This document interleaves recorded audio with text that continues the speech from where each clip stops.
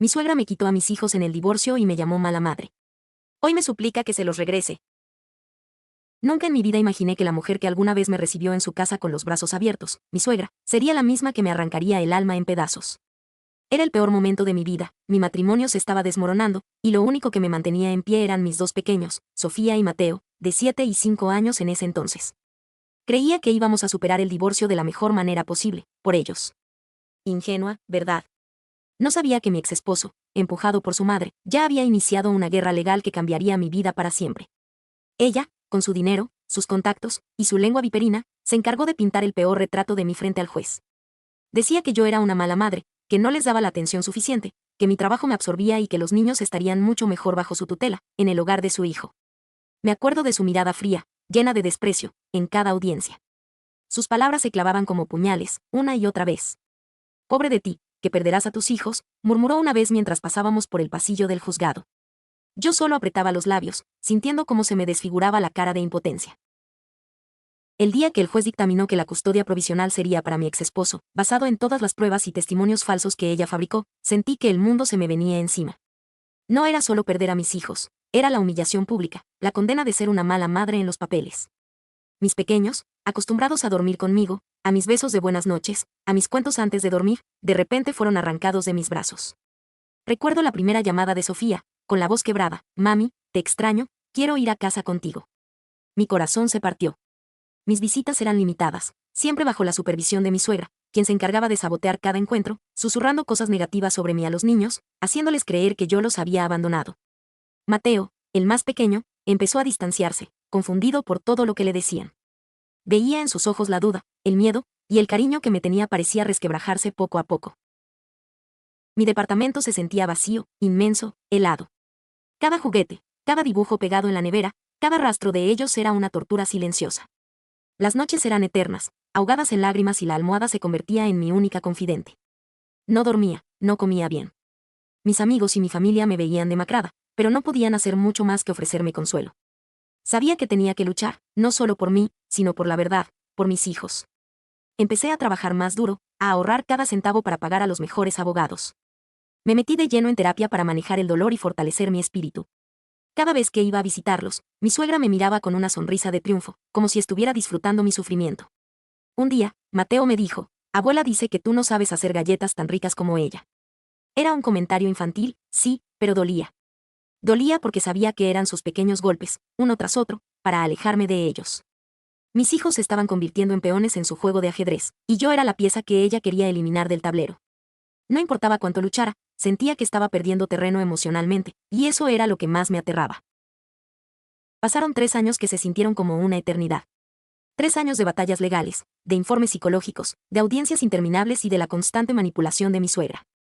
La única razón por la que no me rendí fue el amor incondicional que sentía por Sofía y Mateo. Sabía que, en el fondo, ellos me necesitaban, por mucho que su abuela se empeñara en lavarles el cerebro. Finalmente, el arduo trabajo de mis abogados y, sobre todo, la evidencia de que yo era una madre estable, amorosa y capaz, dieron frutos. La jueza falló a mi favor. Mis hijos regresarían a casa conmigo. Cuando escuché el veredicto, no pude contener el llanto. Era una mezcla de alivio, alegría y la rabia contenida de tantos años de injusticia.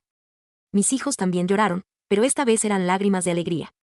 No fue fácil al principio, estaban confundidos, habían pasado tanto tiempo bajo la influencia de su abuela que la transición fue complicada. Mateo seguía mencionando las galletas de la abuela, y Sofía, aunque más grande, tenía un nudo de resentimiento que poco a poco fuimos desatando con amor y paciencia. Me tomó años reconstruir la confianza, borrar las mentiras y sanar las heridas emocionales que mi suegra había sembrado. No fue un camino fácil, hubo muchas lágrimas, conversaciones difíciles y noches sin dormir, pero poco a poco, mis hijos volvieron a ser míos, completamente míos. Los vi crecer, los apoyé en sus sueños, en sus caídas, en sus triunfos. Sofía hoy tiene 18 años y Mateo 16. Son adolescentes, con todo lo que eso implica: rebeldía, cuestionamientos, ganas de libertad. Y sí, a veces me sacan de quicio, como cualquier adolescente, pero los amo con cada fibra de mi ser. Nuestra casa es ruidosa, llena de risas, de discusiones sobre el control remoto y de la música a todo volumen. Es la casa que siempre soñé tener con ellos, sin sombras, sin dramas externos. Hace apenas un par de semanas, el teléfono sonó de madrugada. Era un número que no tenía guardado, pero que reconocí al instante. Mi suegra. Su voz estaba temblorosa, desesperada, muy diferente a la voz autoritaria y fría que recordaba. Ana, por favor, necesito hablar contigo. Es urgente. Me dijo que la situación con mis hijos, sus nietos, se había vuelto insostenible para ella. Sofía y Mateo, a quienes ella había idealizado y creído que controlaría a la perfección, resultaron ser adolescentes de carácter fuerte, que no se dejaban manipular. Le habían plantado cara, se habían rebelado contra sus reglas anticuadas y su constante intromisión. Ya no lo soporto, Ana. Son irrespetuosos, malcriados. Mateo pasa todo el día encerrado y Sofía sale y no me dice a dónde va. Me están volviendo loca, exclamó, con un tono que mezclaba el pánico y el agotamiento.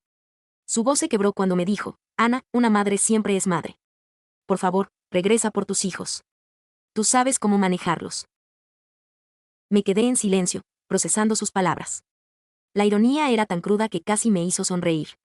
La misma mujer que me arrebató a mis hijos, que me humilló y me llamó mala madre, ahora me suplicaba que los regresara, como si fueran un par de objetos que uno puede devolver cuando ya no los quiere. Le respondí con calma, aunque por dentro sentía una mezcla de triunfo y amargura. Mis hijos siempre estuvieron conmigo, señora. La única que los alejó fue usted. Ella empezó a tartamudear, a pedir disculpas, a decir que se había equivocado, que el tiempo le había demostrado quién era la verdadera madre. Colgué el teléfono sin decir una palabra más. Miré a Sofía y Mateo, dormidos en sus camas, con la tranquilidad que solo da el hogar. No los regresaría porque nunca se fueron de mi corazón. La vida, a veces, da giros inesperados, y la justicia, aunque lenta, siempre llega.